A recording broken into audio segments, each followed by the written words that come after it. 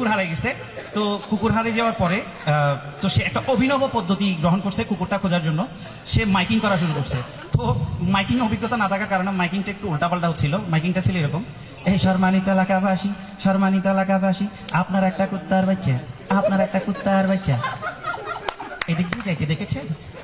যদি দেখে থাকেন আমি আপনাদেরকে বাঁশ দেব, আমি আপনাদেরকে বাঁশ দেব পাগলা কুত্তাটিকে তাড়ানোর জন্য।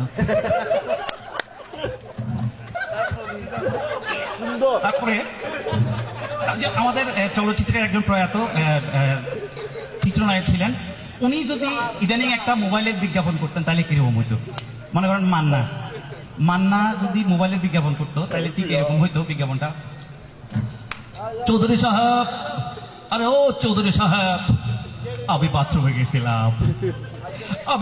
গেছিলাম, আপনি আমার বাথরুমে লাইট অফ করে দিয়েছেন চৌধুরী সাহেব। আপনি ভুলে গেছেন আমার কাছেও আছে। হয় কি আছে? হয় দেখেন সাইনা মোবাইল সাথে টর্চ লাইট।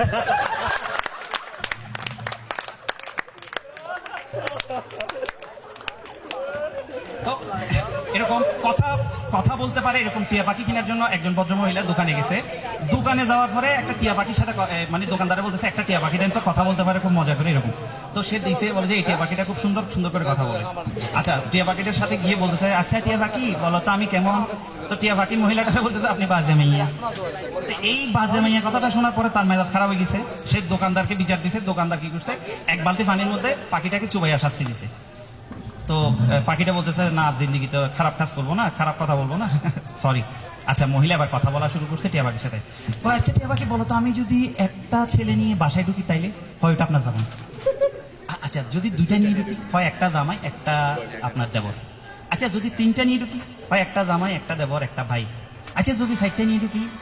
পাখির মেজাজ আবার খারাপ হয়ে গেছে, বলে উস্তাদ ফানিয়া পারলো না, আগে কইছিলাম বাজে মাইয়া।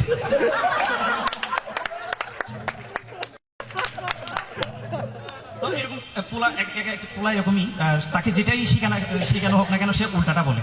তো টিউশনি করতে গেছে এক ছেলে, বিশ্ববিদ্যালয়ে পড়ুয়া ছেলে, পেটের দাঁড়িয়ে গেছে আর কি।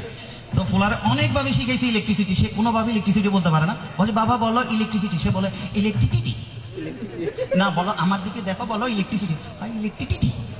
তো পরে খুব বিরক্ত হয়ে বাবা যখন আসতে বাবারা বলে যে আপনার ফুলার যতবারই ইলেকট্রিসিটি করে সে ইলেকট্রিসিটি করে। হয় কি করবেন বাবা, ফুলার ক্যাপাসিটি একটু কম তো। আরো অবাক হওয়ার মতো বিষয়, মারে গিয়ে বলতেছে তখন আপনাদের তো এরকম অবস্থা, সবাই তো জড়তা আছে সবার মুখে। বলছে কি করবেন, সবাই তো আপনার মতো বাড়তি স্টুডেন্ট না।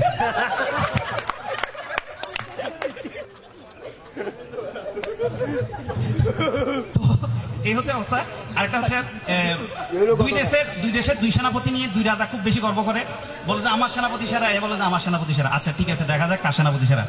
তো একটা মাছি উঠতেছে, তো একজনের প্রথম জন আসছে, এটা দেখাচ্ছে তরবারি নিয়ে হুস ঠুস ঠুস ঘুরাইল। কিছুক্ষণ পর একটা মাছি দুই ভাগ করে দিল।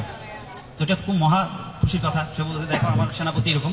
তো আরেকজন আসছে, সে অনেকক্ষণ একটা মাছিকে অনেকক্ষণ ঘুরাই দিতে দেখছে, না মাছিটা তো মরানে উঠে চলে যাচ্ছে। বলছে আপনি তো মারতে পারেন না। হয় না, আমি মাছির এমন একটা সূক্ষ্ম জায়গা কাটে নিছি জিন্দিগি তার বাবা হইতে পারে।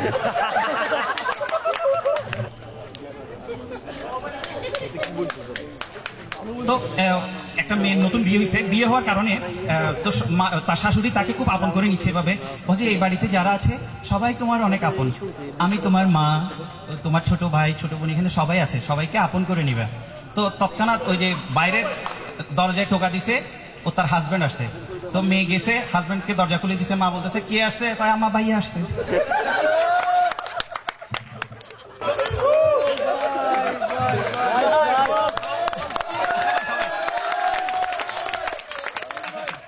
তো একটা মেয়েরে সে খুব ছোট ছোট ড্রেস পরে রাস্তায় বের হয়েছে। তো একজনে বলতেছে, একটা খালা জাতীয় তার সিনিয়র, তো খালা বলতেছে এই মাইয়া তুমি যে ছোট ছোট ড্রেস পরে রাস্তায় বাইর হও, তোমার মা তোমার কিছু বলে না? মাইয়া বলতেছে মাথা খারাপ, আম্মা যদি টিয়া ভাই আমি ওনার ড্রেস পরে বাইরেছি তাহলে খবর আছে।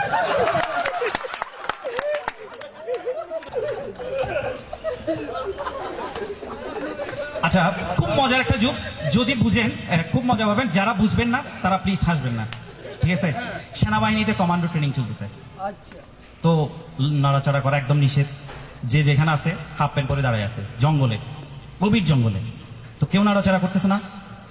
হঠাৎ একজন নড়াচড়া করে উঠছে, নড়াচড়া করছে কেন, তার গিয়ে ধরছে সেনাপতিকে, ওই তুমি নড়লা কেন? কয় স্যার বিশ্বাস করেন স্যার, গাছের থেকে স্যার বান্দর আমি ছটকানা মারছে, তাও আমি লড়ি নাই। ফায়ের উপর দিয়ে স্যার অজগর সাপ চলে গেছে, তাও লড়ি নাই। লইচকা সেটা কও না।